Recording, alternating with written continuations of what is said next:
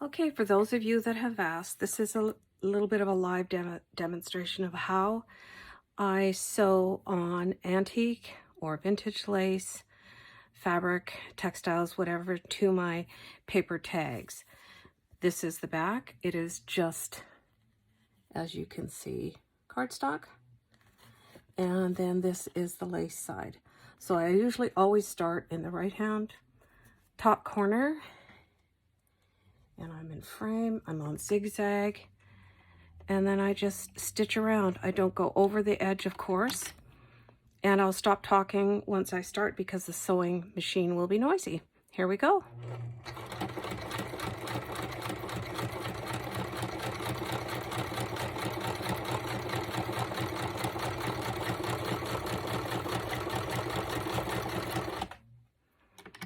Pivot.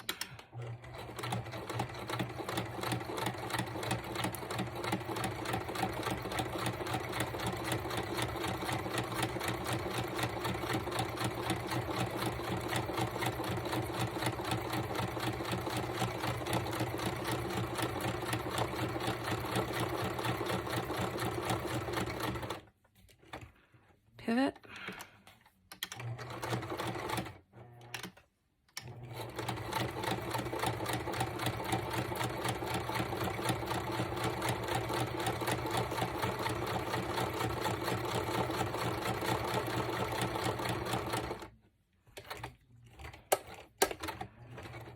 If it doesn't quite go into the corner, then I help it a little bit. Pivot.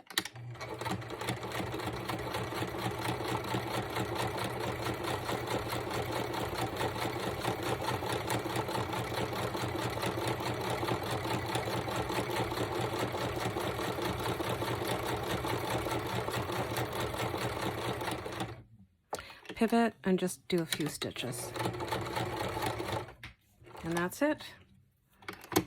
Pull it out, cut the threads off, and what that does is anchor the lace. I have already used just a little bit of glue, just attached the lace in place, and it won't shift and it won't continue to fray once the piece of ephemera is put in your journal. So I hope that helps. And if you have any questions, leave them in the comments below. Thanks so much for watching. All right, I am going to share with you how I machine sew a cover, fabric cover, onto craft decks. And I have got my brocade fabric attached already. I've had several requests to show this, how I actually machine stitch, even though I just take it for granted that, you know, everybody knows the process. I'm going to just share how I do it. So you can see there's a little bit of a gap around all of the sides. And I usually start right in about the middle of the inside of the spine. Whoops. Sorry about that. Okay. And I use a zigzag stitch and I catch it inside the cover and away we go. I'm not going to talk because the machine makes quite a bit of noise. So I'll just go all the way around and then up and down the spine seams. Here we go.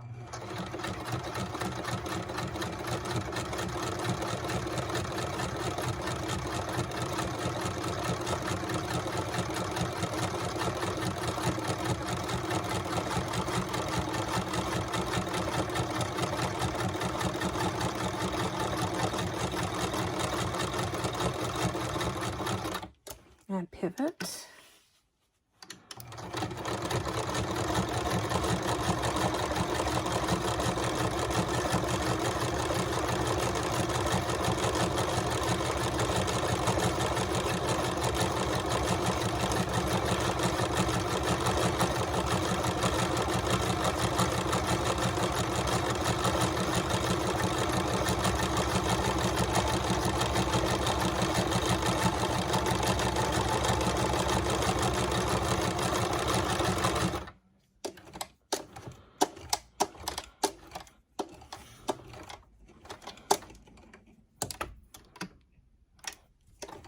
And pivot.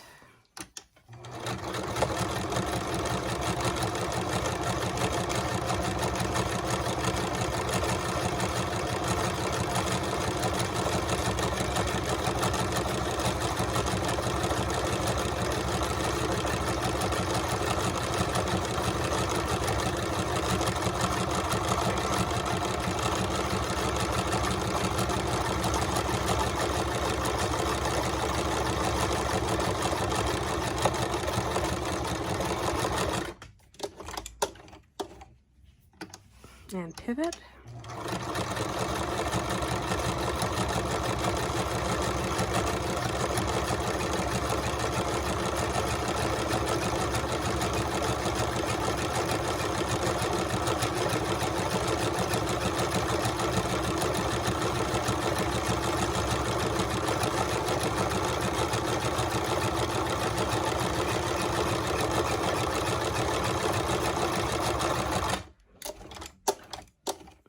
And pivot.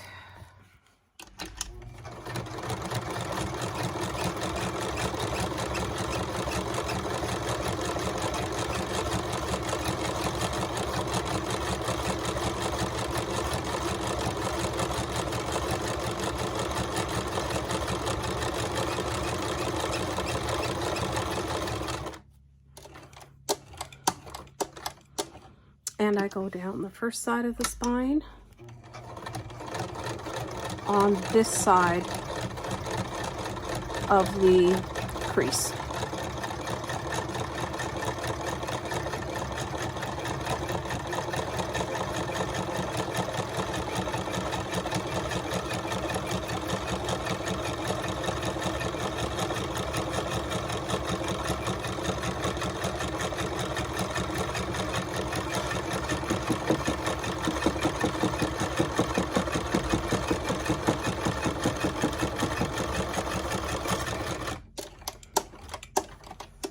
And turn.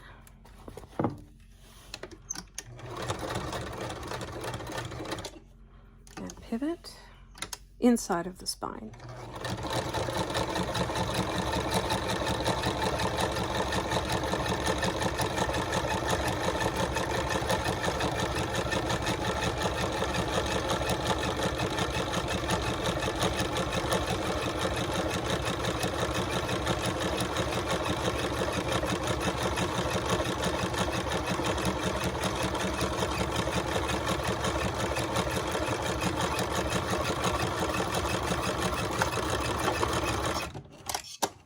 And at this point I would cut the threads and do the second part inside of the spine.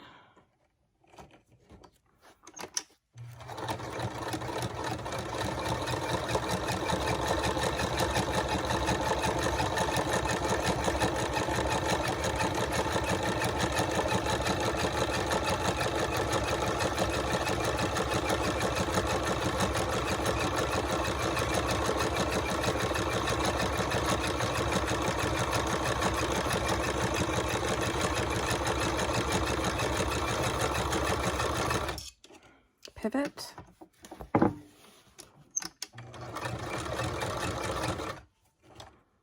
pivot.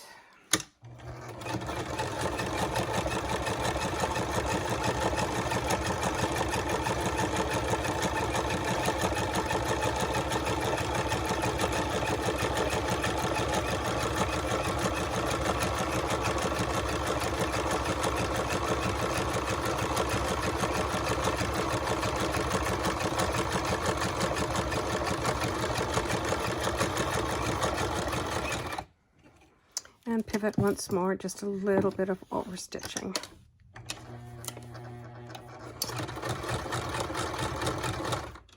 And that's it. And you may have noticed I did run out of bobbin thread just in time. So this is the look at what the stitching is like, if you can see that. And it just, the spine is in between the two rows of the zigzagging. Because I had already serged around the edges, the zigzag stitching is hidden. It's just a way of reinforcing the edges. And you could paint this before you adhere your inside covers all the way around. I'm totally fine with that. It's a very organic journal that I'm making this time, so I'm fine with it. And that is the finished product of a tall, skinny journal. I hope you've enjoyed it, and I hope that you've been inspired to try it yourself. Bye for now. All right, I'm back again. This time I'm going to share how I machine stitch the inside cover once it's applied to a journal cover that's already attached on the fabric side. And you'll notice that the inside cover is one consistent piece of paper. This is actually vintage wallpaper. Isn't it stunning? I just absolutely love it. And it does buckle. When you apply it in one sheet, it will buckle a little bit, but the stitching helps to flatten that out. And also I'm going to be stitching the signature down the center, and that should help smooth it out a lot. So I'm going to sew all around the outside cover, and then I'm going to go up and down the inside and the outside of the spine on each side. And I won't do any talking because the machine is noisy itself. This machine is over 30 years old. It is my baby. It's a Genome, and I got it when I was sewing a velvet dress for my first daughter. And my mother-in-law saw me struggling, and yeah, she helped me by getting the serger. So I have two beautiful machines, two Genomes that I have had for decades, and I just absolutely love them. I've got a newer brother with 100 different styles of stitching on it, but it's a featherweight. It's not a heavy duty machine the way this one is. You just can't buy these anymore new. At least I haven't seen any, but that's a side story. Anyhow, get yourself a good machine. If you don't have one, it will make a difference for sure. I'm using black thread, black thread, and I'm doing a zigzag stitch. So here we go.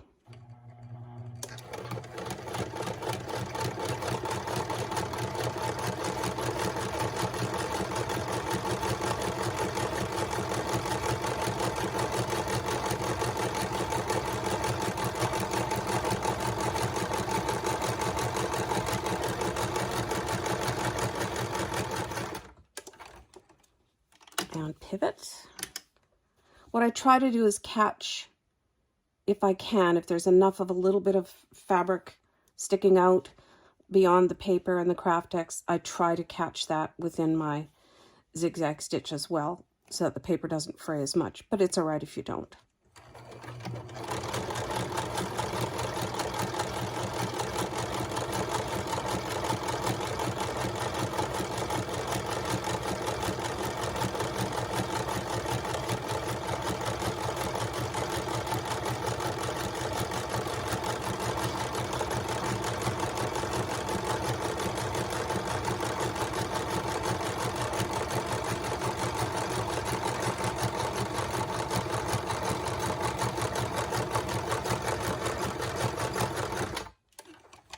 And pivot.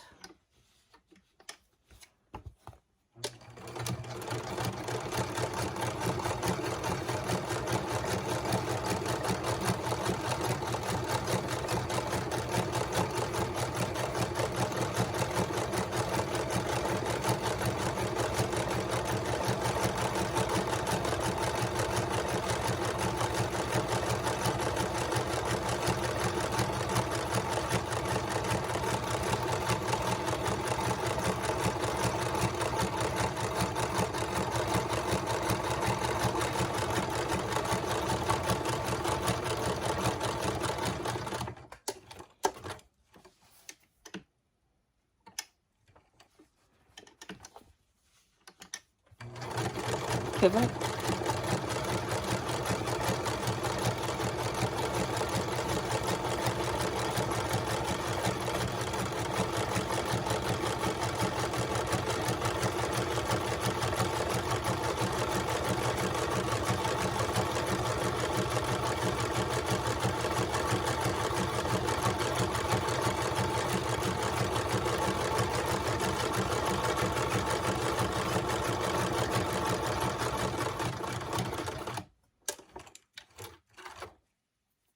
Pivot.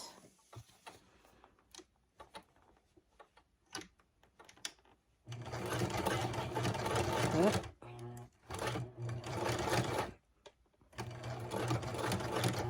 Yeah, I got a mess here. All right, what happened there was I went slightly off track and my bobbin got all knotted up. So I had to stop the video and fix that. So carrying on now.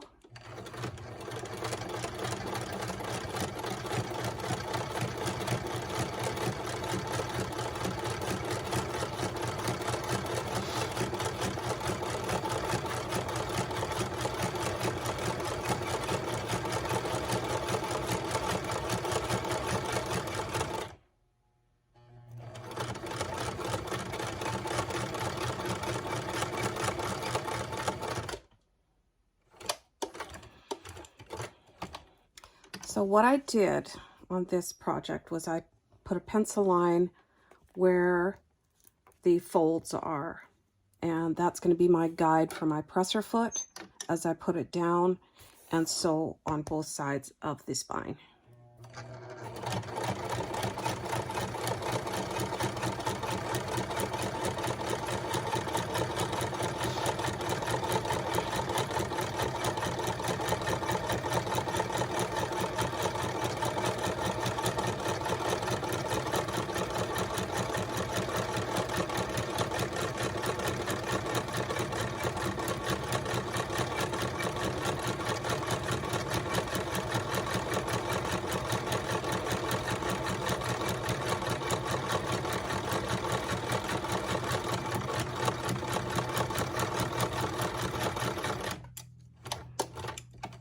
And pivot.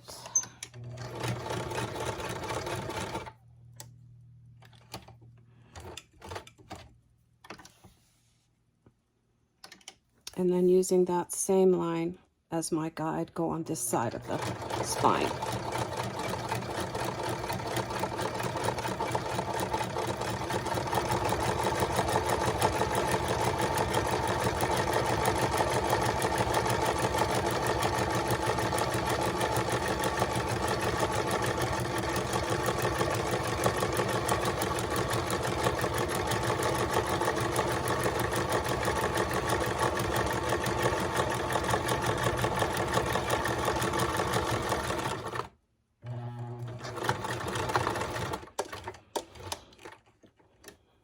And I'm going to snip my threads here.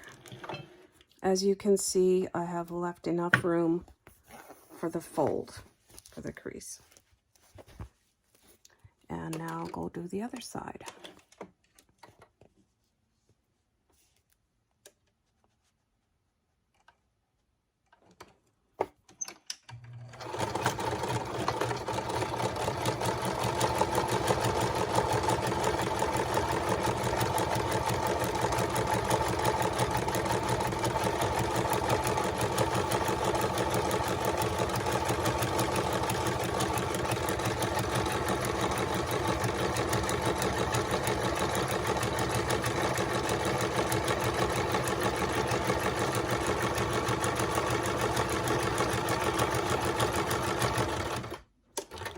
And pivot. And pivot.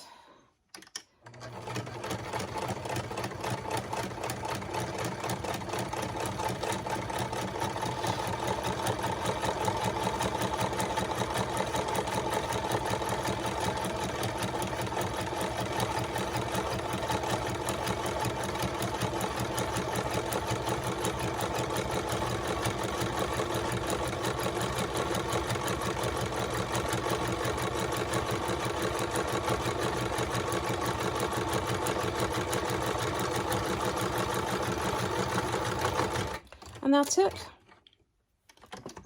And snip my threads.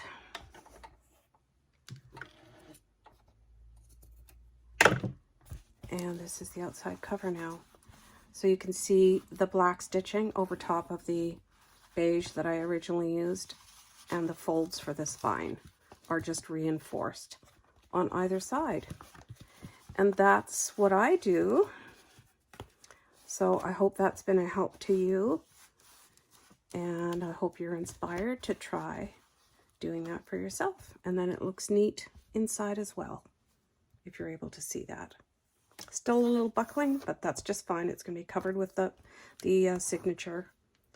And usually I would add lace in here as a pocket, but this imagery is just so beautiful, I don't know that I can.